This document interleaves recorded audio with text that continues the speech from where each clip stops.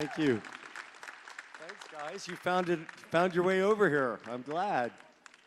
How are you, man? I am good well. To see you again, Always as good to see always. you. Always good to see you. Yeah, we're the face of this convention. Yeah, You we go are. online, yeah, We're you right see there us. on the thing. A few more people that time. That must have been a Saturday. Yeah, I Yeah. think so. I think so. But you remembered that this is my good side, so thanks for sitting me on the left. I aimed at you have no bad side. Get out of here. You silly ghost. Now, before we start with the usual stuff, you have kind of some peripheral roots here in Richmond, don't you? I do, yeah. First of all, there are 3 Flash cast members from Virginia. Jesse L. Martin, of course, Grant and I both are from Norfolk. And he went to Granby High School. My mother went to Granby High School. And then we moved to Richmond. My dad went to University of Richmond. And my sister went to West Hampton College. My dad pastored a church. He was assistant pastor at, it was called Parkview Baptist. There was a main church downtown. Dr. Robertson was the head pastor. My father pastored the chapel, and we lived on Patterson Avenue while I was in grades 1 through 3. Went to Mary Munford School. So, yeah, some roots. Right on. So, let's kind of go back to the beginning. What I usually ask all actors is, what got you interested in acting? What got me interested in acting? Well, I've already told you I'm a preacher's kid. Yep. So, I mean, no disrespect about that, but for a number of reasons, military kids and preachers' kids quite often hi, I'm glad you made it, grew up to be actors because we're geographically unstable. We move a lot, so we get used to putting down roots quickly. As an actor, you get intimate very quickly. You play these scenes, and then you move and you go on to the next. But the Baptist church particularly pull their talent from the congregation. They don't hire, for the most part, professional musicians. So I was playing piano, singing skits in church from a very young age. And then I actually went to Indiana University on a voice performance scholarship in the opera theater department. And then I switched to theater, and now you have the whole sad and tragic tale. Then I dropped out and moved to New York, and one thing led to another. Yeah, you had a pretty decent television career. I mean, did your time in Pretty soaps. decent. You did soap, Santa Barbara, and did some Neverending Story 2. You had a part in that. You just had to do. But I think the big thing everyone wants to know is, when did the first time Flash blip on your radar? The first time I had just done Neverending Story 2, and my manager was he was the casting director of Neverending Story 2, later became my manager. He said, you have to come to LA. I started my career in New York. I did during the 80s. I did Showtime's first movie for television, Tom Ian's The Dirtiest Show in Town. And then I went on as Kelly Nelson, med student extraordinaire on Guiding Light. Mm-hmm. And then I played a psycho opposite Julianne Moore on As the World Turns for 10 months. Yep. And won my first Emmy. And then I went to Santa Barbara and played a woman-abusing tennis pro and got my second Emmy. And then survived Broadway with Harvey Fierstein in a play at the Lyceum Theater. Harvey's great. And then I went to do Neverending Story 2. So I went out to L.A., and I was told that there was this script circulating based on a superhero, and I was a little leery of that because superheroes had always been spoofed on television, up to that point, and I fancied myself maybe somewhat delusionally a serious actor. I didn't think I'd be good at, although I was a big fan of the Batman series when I was a kid.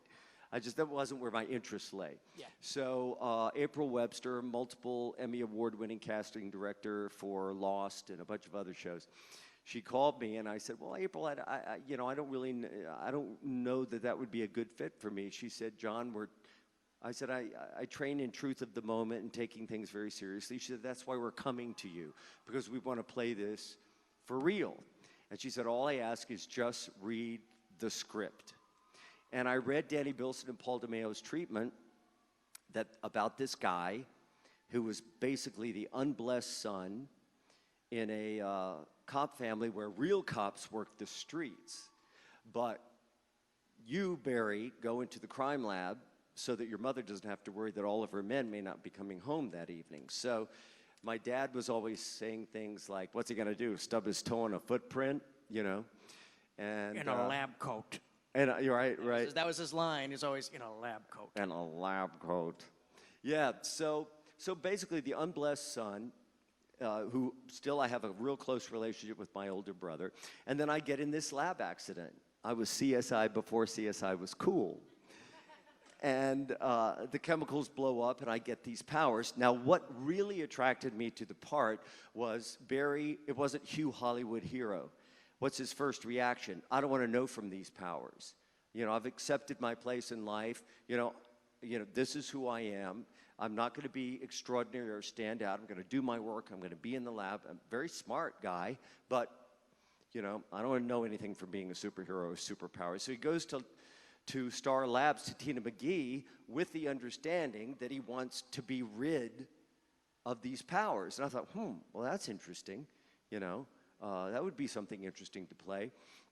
And then his brother gets killed by the motorcycle gang, and then it's on. And then he goes back to Tina, and he says, no, I want these powers, and I want a cowl to cover my face so no one will know who I am, and I want a symbol like that red splotch they throw up against the walls to strike terror into their hearts. And I drew out the Flash symbol with the lightning bolt and showed her what I wanted it to be. And I set about avenging my brother's death. And I thought, well, those are elements of classic drama. You know, it doesn't get any more real or any more serious than that. I could certainly wrap my actor's heart and mind around that. The other thing they promised me was, they said, John, we promise we won't put you in a pair of red tights. And I came to regret that later on, you know, $100,000 and 4 super high-tech suits later. And anyway, so I auditioned. You asked, your question, I believe, originally was, how did I come to The Flash? Yep. Well, that's the short answer. I've heard the long one, trust me. So, and, well, the important thing is that that show proved that it could work. That show proved that an episodic, as serious as it could be taken at that time, superhero narrative could absolutely work. And again, you defined it, you thought, wonderful cast. Amanda and everybody else in that, just a great run. Think about, you know, I mean, Bryan Cranston, Angela Bassett, Michael Champion, David Cassidy, Mark Hamill. I mean, the actors that came through our show were really remarkable. You know, and Mark would basically, he came in twice early in the season, which was a big help to me because I was a little self-conscious in that suit, you know. I didn't really want to say dialogue in the suit. I wanted to just be pieces of the suit, you know, dark, menacing, so that people, the mainstream audience, would take it seriously. And then here comes Mark, working the unitard, you know, no holes barred, just full out, owning that character. And I'm like, well, geez, if Mark friggin' Hamill, you know, can do this, then I need to get over myself in a big way. And I love the last episode where he's got me mind controlled, that we're knocking over parking meters and throwing bullets back at the police, you know. And yeah, so took it from there. And you got to work opposite yourself in Pollux. I did, you know. I think Danny at one point said that was his least favorite episode, Danny Bilson, because there weren't a lot of special effects. It was a character-driven episode, and I've had a lot of feedback recently about people saying that that's maybe their second or third favorite episode. I thought it was a heartbreaking story. I mean, I didn't want to make him menacing. It was sort of, the first concept was Pollux would be, do you know what I'm talking about, the blue Flash in the original series? I said, well, he's an innocent, isn't he? He's made out of some DNA of Barry's. He comes out full grown with all these powers. He doesn't know what to do with them. He doesn't know who he is. He gets out. He starts stumbling around this sort of Charlie Chaplin, Shirley Walker's great music. Go listen to that music again. She does a real Charlie Chaplin-esque thing where I put on that ridiculous sailor's outfit, you know, come wandering out, you know, of the store. And then he sees Barry, and he's like, I'm you. You're me. And he wants to own Barry's life. And Barry is like, you're a freak, get away from me. And Tina's like, he's a child. And I'm like, yeah, but he's dangerous. And what I loved about that was that Barry was never comfortable with Pollux. He thought he was dangerous. It represented a part of Barry about himself that he didn't like. But at the end, what happens? Takes a bullet for Barry. You know, so for me, you know, I was like, be careful what you ask to have removed or what parts of yourself you push away, because they may be the very elements or traits or characteristics that will save your life. I don't suppose many audience members got that out of it, but I did, and I had a good time with it. Absolutely. So that first time around, Flash completed its run, and then you had a very respectful career. I mean, Sisters, Dawson's Creek, Teen Wolf, and tell us a little bit about Powder Burns. Powder Burns was don't forget my drug-addicted comp on NYPD Blue. That's right, yeah. I love me some Roy Larson. Yep. You know, somebody showed me a picture from NYPD Blue today at my table, and I'm Yeah. like, what happened to that guy? But anyway, yeah, Powder Burns. David Gregory, who played one of my, I go back and forth between superheroes and sociopaths. I played another very abusive parent on One Life to Live for a short period of time just before it went off the air, 2010, 2012. David Gregory, who played my oldest son, Bobby Ford, he wrote an audio drama based in the Old West in the 1800s called Powder Burns, in which I play a blind sheriff. And here's the genius of that concept. Since it's radio, and we have this great sound engineer, and it's very atmospheric. Each episode has its own weather pattern. And the idea is see the Old West the way Sheriff Burns does without sight. And so we had Robert Vaughn, before he died, come in and guest star. We had Ed Asner come in and guest star. We won the Society of Vocal Arts and Sciences Award for Best Storytelling and Outstanding Performance Award at Lincoln Center for that little podcast. So yeah, very proud of that, actually. And it's available, powderburnswestern.com, I believe, is where you can stream the episodes for free. And then CW decides, let's do a new Flash series. Should we get the guy to play the dad or something? And how did that all Check. I heard a little bit. Okay, there you are. Yeah. So when did you get that second call for, hey, you want to come back? Well, you know, for 24 years, I was the only live-action Flash. You know, that's a long time to represent. You know, we're talking a quarter of a century. So during that time, it would fall in and out of development. Ryan Reynolds would play the Flash, then he wouldn't, then a new script would be, and then that would go. And so we kept getting our hopes up, right, and being disappointed. Well, finally, the CW was going to get it together and build a series around this young actor, Grant Gustin. And I tuned into Arrow to see his first appearance. And I realized when he's telling Oliver in the group who he really is, and that his father was wrongfully convicted of killing his mother when he was 10, and nobody believed in, you know, this is the deal, and this is why he's there, and he wants to avenge his mother's death and get his father out of. And I'm watching this young man, and I don't see any acting. All I see is sincerity and truth. And I was like, wow, you know, yeah, I can totally work with that. And then I heard how Jeff Johns had blown up the Allen family. You know, how suddenly Henry is wrongfully convicted of killing Nora in front of a 10-year-old Barry. That wasn't my story, you know. Mine was the avenging the death of my brother. And so I thought, well, people said, are you going to come back and play Jay Garrick? I said, if they ask me to come back, and I would have totally understood it if they wanted to make it all their own.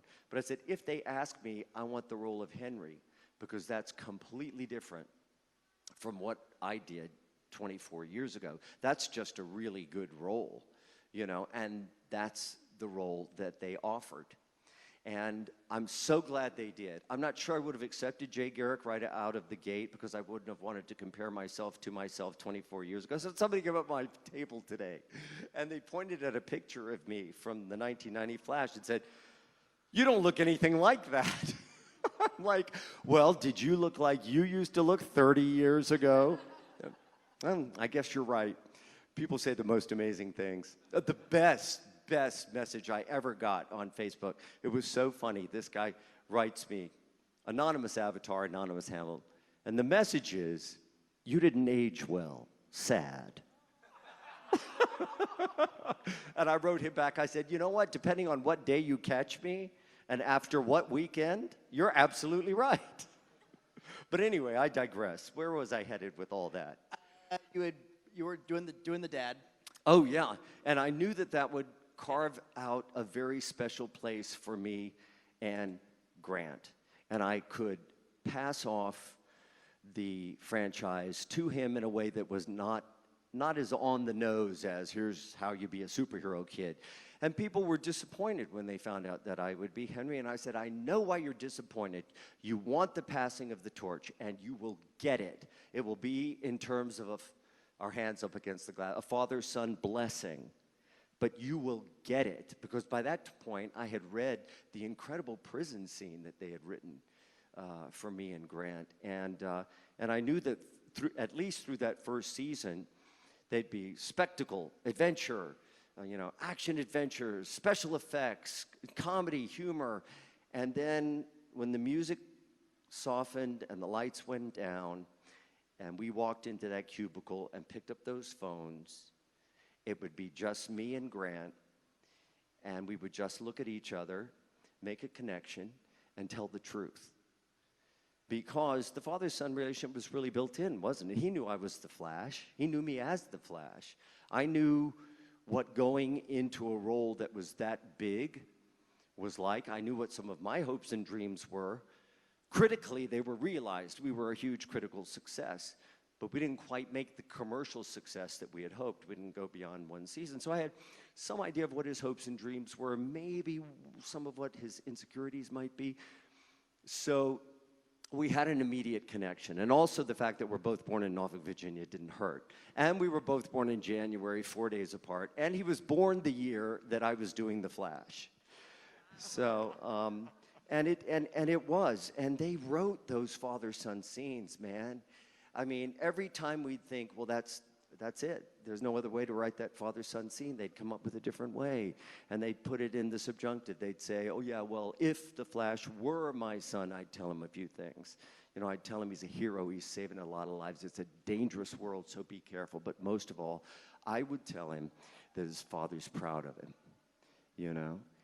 I mean, those words just leapt off the page. People say, "How did you work up the emotion, you guys?" Again and again. I said, the problem wasn't working up the emotion. The problem was not letting the emotion run away with us, because they were so beautifully written. And that father-son dynamic, I played it. I was the most disgustingly abusive parent on Teen Wolf. I can't even watch that, where I'm breaking the plates and throwing glasses. I almost blind him. I lock him in the an empty refrigerator in the basement as punishment. This guy was psycho dad. And I've played the best dads ever on Dawson's Creek, and now having played Henry Allen. I got to tell you, that's a loaded relationship, as the mother-daughter relationship is too. But they just got those scenes right. And we didn't even rehearse, really. We just memorized our lines, came in for camera blocking, and as I said, we picked up the phones, looked at each other, and tried to tell the truth to the best of our ability. Some of my favorite scenes I've ever done in my career. And we thoroughly enjoyed them as well. The chemistry between the two of you, and yeah, those points. Excuse me. Whoops. There we go. And then we said goodbye to Henry. Yep. And when did you get the call for, "Okay, come on in, we want to size your head for a helmet"? That was the wackiest thing. I went end of season 2. I was headed up to do the last 4 episodes. I thought, okay, well, this will be the end of Henry. I thought that is as far as it went. 2 good seasons. I was satisfied. And so I'm having a costume fitting, and I'm putting on this brown, looks like a prison suit. Well, Henry's already out of prison, so what's up with this? But it's shredded. So I said, what is this, a nightmare dream sequence? And then the costume director, she says, of course, you'll be fitted for the iron helmet separately. And I'm like, the what? She's like, oh my God, you don't know? And I said, I didn't tell you. So then I'm doing a scene with Jesse and Grant, and we're in between takes, sitting off camera. And they said, "So did you hear what you're going to be doing the end of this season and next season?" And I said, "Yeah, I'm the man in the iron mask. Go figure." And they're like, "Yeah, that's all you know?" And I'm like, "There's more?" They said, "You're the real Jay Garrick." And I was like, "You are freaking kidding me." And then I got on the phone with Greg Berlanti, who I've respected and admired and worked with from Dawson's Creek days. He was one of our head writers on Dawson's Creek. And his ability to tell a story and write character and write serialized drama. And he spun out this amazing story at which in the penultimate episode, I would be killed as one character. That killing would finish in the finale. I would be brought back as the man in the iron mask, who is Barry's father's Earth 3 doppelganger, who turns out to be the real Jay Garrick, which is the role y'all wanted me to play to begin with. And I was like, I said, "Greg, take me out of it. That's masterful channeling of fan expectation and storytelling. How could I say no to that?" But I have to tell you, it was freaky. I mean, if everybody hadn't been so kind as they were, my first day back on the set in a superhero suit, that was like, do I have to go out there? But everybody was so nice and supportive about it, and Grant was having a blast, and it just one thing led to another. And then last autumn, you kind of broke the internet when they put you back in the original. And it all went back to the beginning. I'm like, "You want me to do what?" I'm like, "You do realize that was 27 years ago, right?" They were like, "Oh, you'll be fine." And so I had time. I lost 15 to 20 pounds. Was working out really hard. I wanted the designer to have a waist to work with. I knew she could build out muscle, but I wanted her to have a waist. She built from the skin out. And we worked, the wonderful crew at Ocean Drive Leather in Vancouver and designer Kate Main rebuilt that suit. They had an old version, one of the original suits from 1990-91 in the vault at Warner Brothers. And so they sent it up in what looked like a casket. They sent it up, and I have pictures of it on my Instagram feed. It's all shriveled. If you touch it, you could put your finger right through it. But she used that as a template, and we had 4 long fittings. Shaving it down, getting it right, because I was freaked out. I don't mind telling you. I was like, "Are we going to get away with this?" But at the end of it, I think it turned out okay. I'm certainly glad 28 years earlier, I didn't know that 28 years later, I would be putting on a version of that suit again. I might not have been able to go on, Yeah, I'm proud of what they did and what we did. And not only that, again, the enthusiasm of my colleagues. It was so funny. We were keeping it quiet. We were shooting indoors, and I was in the original suit, and I come out. We shot where I breach in first. And Grant said, "This is the coolest thing we've ever done." And everybody was so excited and enthusiastic. That helped. And then we shot the alley scene with the monitor. And they had it blocked off at each end, but people were coming out on their terraces and balconies with their cell phones and taking pictures. So Suzanne Gomez, publicity at the CW, called Steven and said, "We got to get out ahead of this. So take a picture of the 4 of you with John in the suit, and let's get out ahead of this on social media." The funny thing about that, and that's when we broke the internet, but the funny thing was people were so shocked initially to see me back in what they call the OG suit, that's what they said. They said, "Oh my God, John Wesley Shipp, is that John Wesley Shipp?" Nobody noticed initially that Grant was wearing the Arrow costume and Steven was wearing the Flash costume. For about an hour or two, nobody noticed, and they were like, "Wait a minute, what's wrong with this picture?" But yeah, it was a trip. Again, it's nothing I expected, and Somebody said to Grant, I understand, at a Q&A recently, how do you feel about being so identified with the character of the Flash? Are you content with that? He said, probably 28 years from now, I'll feel better. So it's kind of a mirror, to what I experienced. Indeed, indeed. Thank you so much for sharing these wonderful stories. What I'd love to do is I'd love to open up to our audience questions. And I'm going to put the microphone up here. And yeah, just go ahead and line on up. Like I said, just one question at a time and ask a question. Please do not make a request. I'm sorry, he cannot travel in time. He cannot break the barrier. And please don't ask him to vibrate through solid objects. Hi.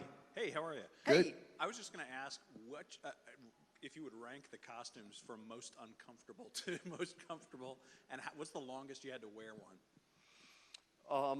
Jay Garrick is the most comfortable for a number of reasons. The new suits are two components. There's an undersuit with a heightened musculature and then an outer leather shell, which you can take off. Of course, I can whip that helmet off, and I do, if you've watched the show, and put it under my arm anytime I want and lose 40% of my body heat through my head. So that's the most comfortable. After coming from the 1990 suit into that suit, people, an AD would come up and say, do you need some water? I'm like, no, this is like Christmas being in this suit. And then the second most comfortable, we'll put it that way, was the new construction of the Flash 90 suit. More breathable materials. They no longer had to glue it to my face and under my chin. And I could zip the back and whip the cowl off in between takes and get rid of that excess body heat. The most challenging, although, it too was designed by and built by an Oscar winner, Bob Short, and certainly served its purpose. I mean, it looked at its best and carefully lit and shot. It looked like it was ripped right off the page for the time, you know what I mean? But it was a bear to work in. It was unbelievably hot. The gluing issue, the fact that I was sweating so badly through it that it looked like the muscles were sweating after I was, and I thought it was cool. It's like, I'm sweating. But they're like, no, that's not in the comic book. So they sprayed it with a sealant, and they kept all that inside so that when they pull off my glove, and it would be full of sweat up to the wrist, and they would dump it out. Another problem was they couldn't clean them because of the foam latex. But they had a solution for that.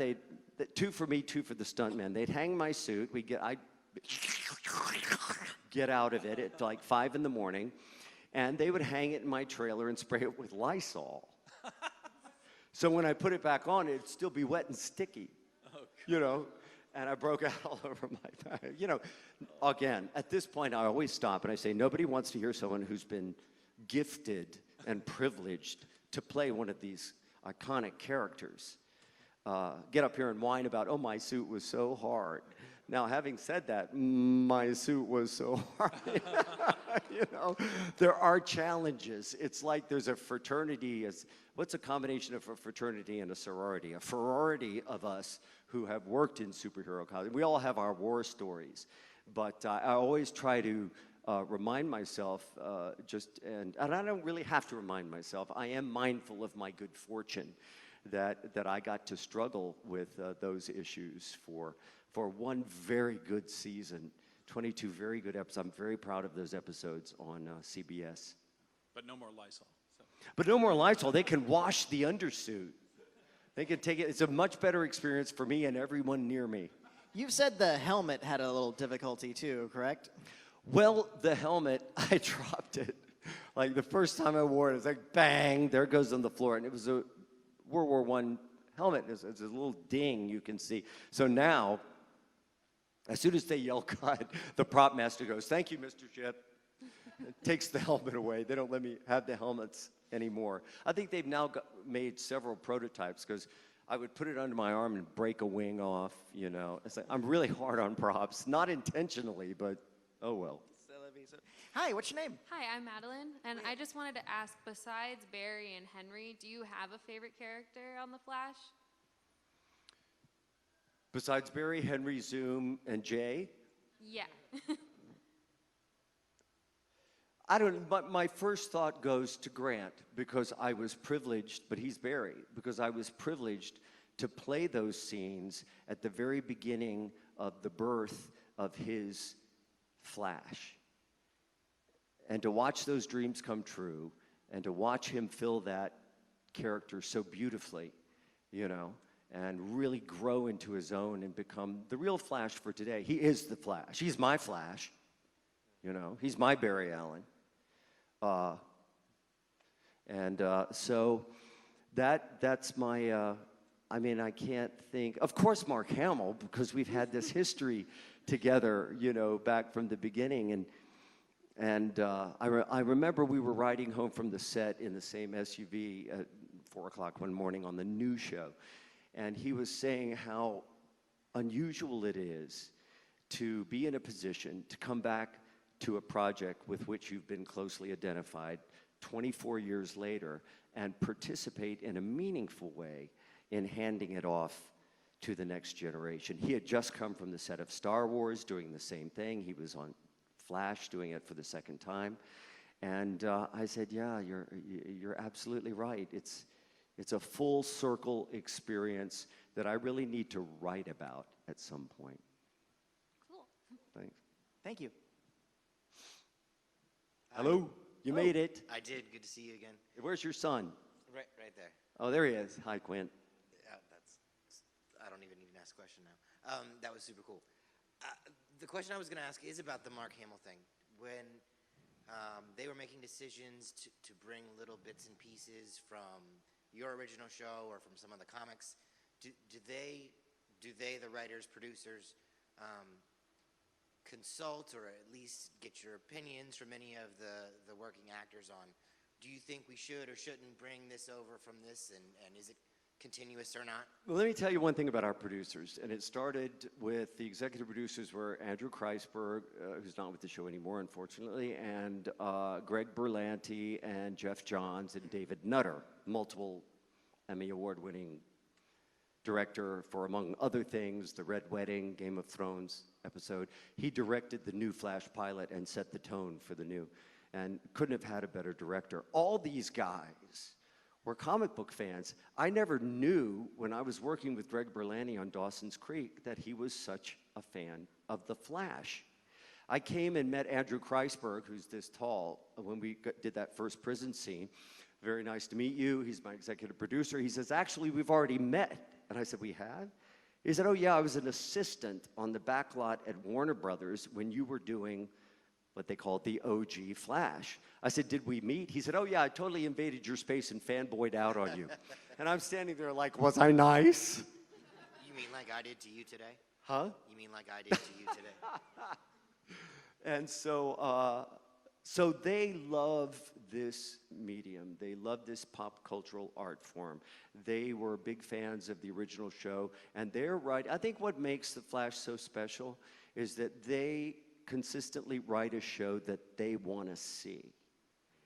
They're not mass-producing content for your consumption. They really are, and this goes with that entire cast. They really are. They have a great sense of fun, and they really are trying to. I'll never forget when they decided to bring Mark back. The executive producer called me and said, boy, have I got a surprise for you.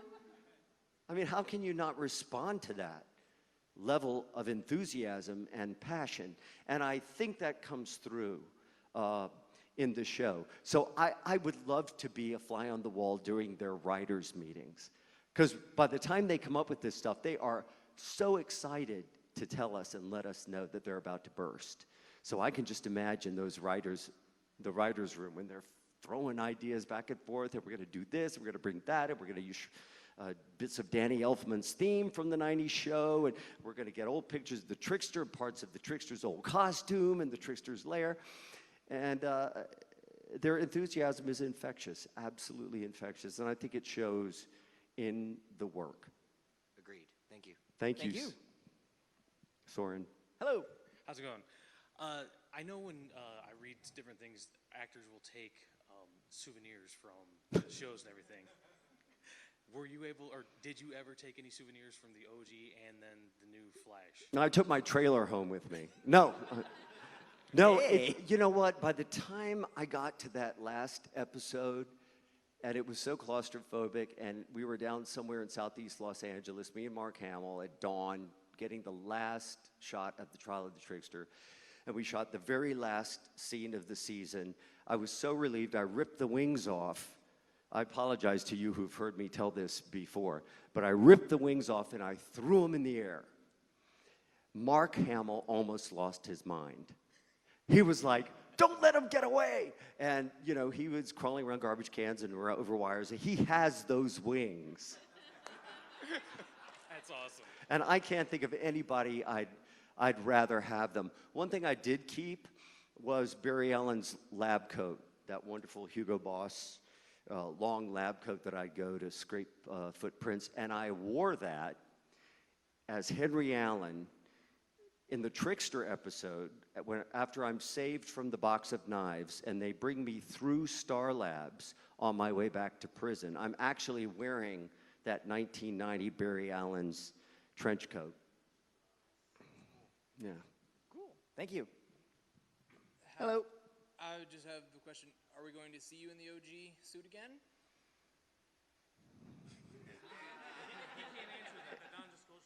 Anything is possible. Anything is possible. I honestly don't know. I can stand here honestly and tell you at this moment, I don't know. But we're heading toward crisis, aren't we? Yep. And think of the possibilities. Think about the comic book. Think about a version of Barry Allen disintegrating in the suit, trying to outrun the virus. And who is left holding the empty suit? Jay Garrick. Think about the possibilities. I get goosebumps. I don't know what they're going to write, but the possibilities are endless. And whoever it involves, whether it involves me or not, it's going to be spectacular. It really is. Thank you. I also want to Stay tuned. I also want to mention that this September 20th will be I'm so old. The 30th anniversary of Flash 1990 going on the air on CBS in 1990. Yeah. Hi. Hi again. How are you, darling? I'm good. Almost didn't make it. My phone died. Oh, no. So I was like, oh, we're still doing questions. So speaking of about to be 30 years, a question I asked earlier was like, how do you feel about bringing the old generation of my generation in the 90s to the new generation? Like, they know Barry, they know you as the old one, but how does it really feel to be back in that, like, spotlight, bringing the flavor of the old Flash? You know, the most moving thing for me is when people come, as they often do, and quite often it's an emotional experience. Someone will come and their father may have just passed, but they have fond memories of watching the original show with their dad, and they're now watching the new show with their kids. And they tell me, you're the thread that runs through that experience in my life. You know, how can I not respond to that? How can I not be anything but deeply grateful to be in this position? You know, again, it's nothing I ever expected, nothing, but it feels good being here. Glad to have you on there. Thank you. Hope to see you.